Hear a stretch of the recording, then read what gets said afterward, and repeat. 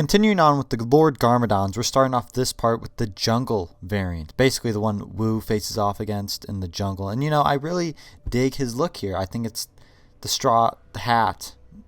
Or I guess that's really the only thing that's different. So I guess that's cool. I said I'd start covering his two abilities in this segment, but I'm going to push them to the next segment because I actually have something to talk about that pertains to this specific variant of Garmadon. Basically, the Jungle Garmadon is playable during the Dark Ravine segment of the game, except he's in a cage, the one that the ninjas put him in. Now, when he's in his cage, he's not able to use any of his abilities, or climb, or do any agility-like things. But in the Dark Ravine, there are these pressure plates that only caged Jungle Garmadon can push down to open doors. That being said, a lot of the puzzles in this portion of the game involved getting Garmadon from point A to point B. As tedious as it may seem, it was one of the few parts of the game that actually felt, inspired, I guess. Like they actually gave a shit. I don't know. Most of the game is the same stuff, just in different locations.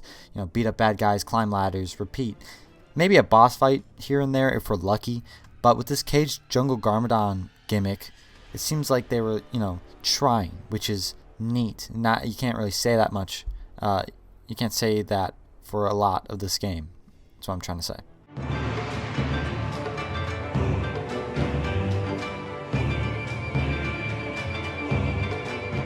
So here's the standard variant of Lord Garmadon, the one we're all familiar with, and that's why he's the certified second best Garmadon. Now, like I said, I pushed his abilities out of the way for these last two variants, but rest assured, the Pajamas and Jungle Garmadons both have the same abilities as this guy.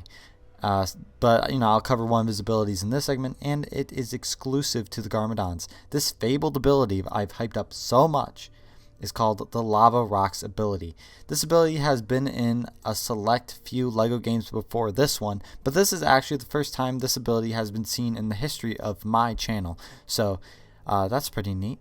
Basically, if you see black LEGO bricks with glowing lava flowing through it, Garmadon whips out his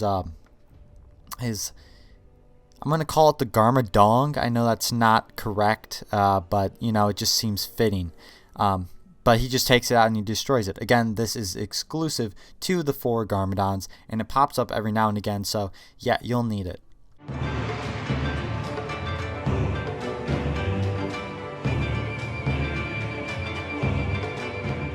So here's the final Garmadon variant, and it's definitely the strangest of the bunch, which is why I ranked him at the top. I just love the suit and the toupee.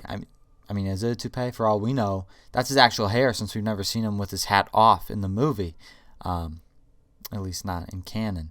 Also, let me just say Garmadon was probably my favorite character from the movie. He just had the best lines. And, oh yeah, he has another ability. Well, it's pretty obvious if you just look at him. He has the 4-arm handle ability. In fact, this ability is in the game because of him. So, thank Garmadon every time you see the 4-arm handle, because, that's him. That's all him. Okay, let me be transparent. I have not seen the movie in a fat minute, not even in preparation for this series, so I don't exactly know where in the timeline we see Garmadon in office attire. Like, Garmadon and Coco met in a war-ridden Ninjago city in a battle. Did Coco and Garmadon retire from war to work in an office? Did Ninjago City even have offices to work in at that time? When they met, the city was literally on fire. Maybe they drove a half-hour north to work in not Ninjago City. In the 20 years or so between Coco and Garmadon meeting and the events of the LEGO Ninjago movie, Ninjago City really bounced back quick. I guess they rebuild every day when Garmadon attacks, and they finish just in time for him to attack again. So I guess they know what they're doing.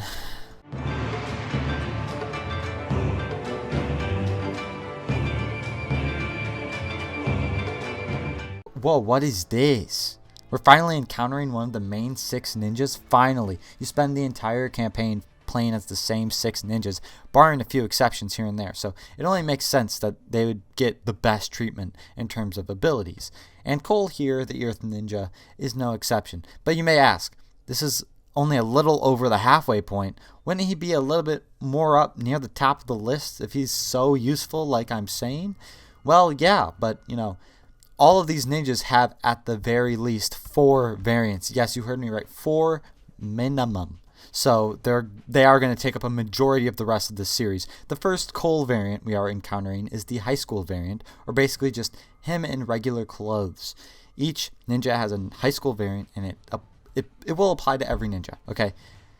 And let me just say, the ninjas in regular clothing, they don't really strike my fancy. They're just kind of boring. I'm just going to be honest.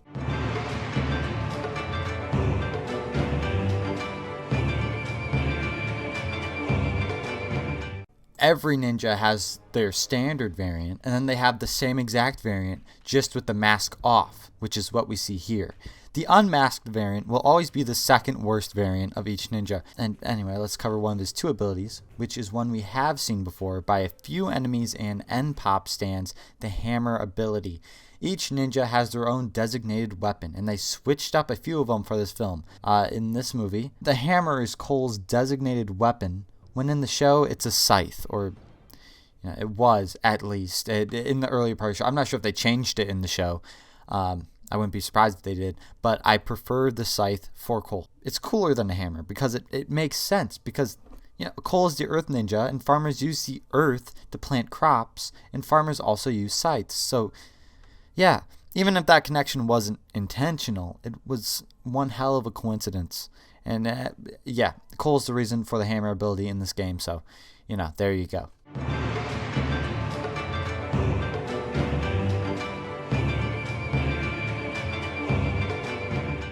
So here's the standard variant of Cole, the one you're probably most familiar with in this game. I mean, it's not that I like this variant more than the other two. It's more like this variant is just the second best by default. The other two variants are just meh.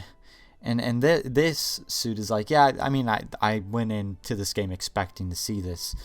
Let's discuss the second ability of Cole, and it's actually exclusive to the Cole. Well, not to the... We'll get to it. Cole has it most of the time. He always has it most of the time. He always has it, period. It's just that I don't want to spoil it. Okay, just moving on. Cole is the reason why this is in the game. As you might guess, it's a spinjitzu thing. Cole and his variants have the Earth Spinjitzu, and now each elemental spinjitzu in this game can flip those red panels. So let's just get out of the way. Those panels, those are common among all spinjitzu. But Cole has a little special something that he can do with his Earth Spinjitzu. And he can bust open cracked walls.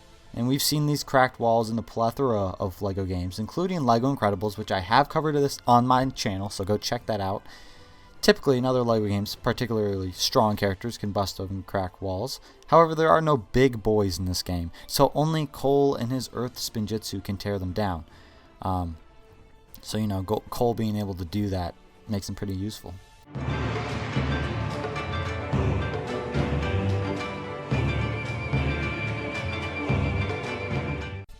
Another trend you will see across all 6 ninjas as I cover them is their classic variant will always be the best.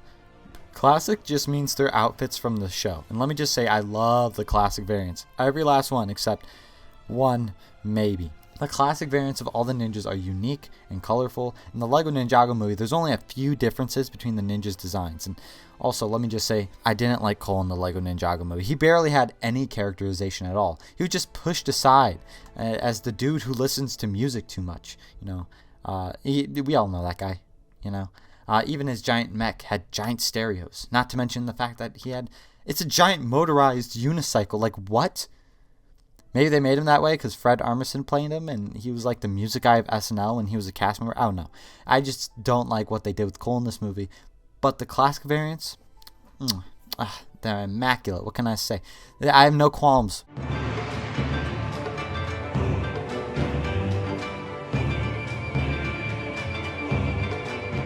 So we're done with the Coles of this game, and now we're on to the J's of this game. Just like Cole, Jay has 4 variants, and they follow the same trend as we saw with Cole. The worst variant here is the high school variant because it's boring. I mean, sure, there's a blue lightning strip on his sweater. Ooh, and his orange scarf, which is an odd fashion choice. So you know how I said Cole was butchered in this movie by being the guy obsessed with music. Well, Jay was kind of butchered in this movie too. Not kind of, he was totally butchered. And it's a shame because Jay is my favorite ninja from the show. Anyway, in this film, Jay is the guy who's obsessed with his phone. And man, they really did hit that point home in this game. Every other jump, Jay takes out his phone and snaps a quick selfie for some reason. Even the collectible minifigure series, Jay's sporting his high school outfit and holds a phone with a selfie stick. Gross, disgusting.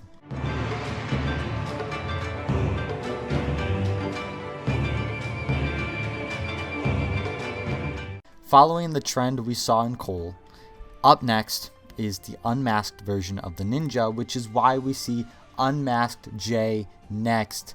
Oh my god. Jay also has 2 abilities, much like the majority of the characters in the whole game. And I suppose we can cover one for this costume. The first one's pretty obvious and involves the element he is a master of, lightning spinjitzu. Now, lightning spinjitzu isn't new to the series. We've seen it with the Master of Lightning a little while ago. But Jay here is the reason why it's in the game in the first place.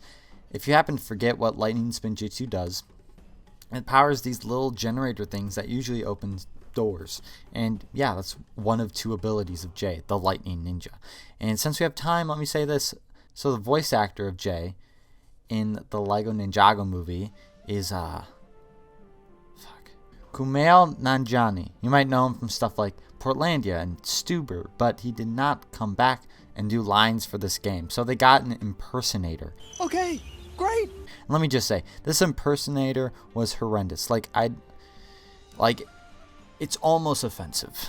It's getting kind of difficult to see in here. What, you afraid of the dark? No, just the things inside it.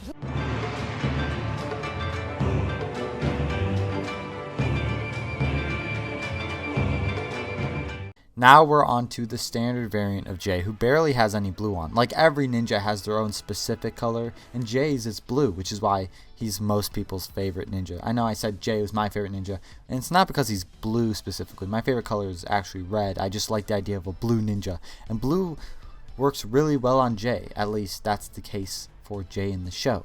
In the movie, however, this Jay barely has any blue to begin with. The blue he does have is a dark blue and blends right in with the black. Basically, it just looks like any other standard ninja, and that's a big ol' stinky.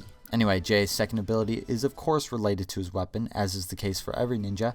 Jay's special weapon is a flail. In the show, his special weapon was nunchucks, which was another reason why Jay was my favorite ninja, because, you know, I like nunchucks. But that was butchered for this movie. Man, that's 3 things so far that this film butchered for Jay. His character, his color, and now his weapon. Anyway, you guys know how flail rods work. We've seen them a lot in this series already.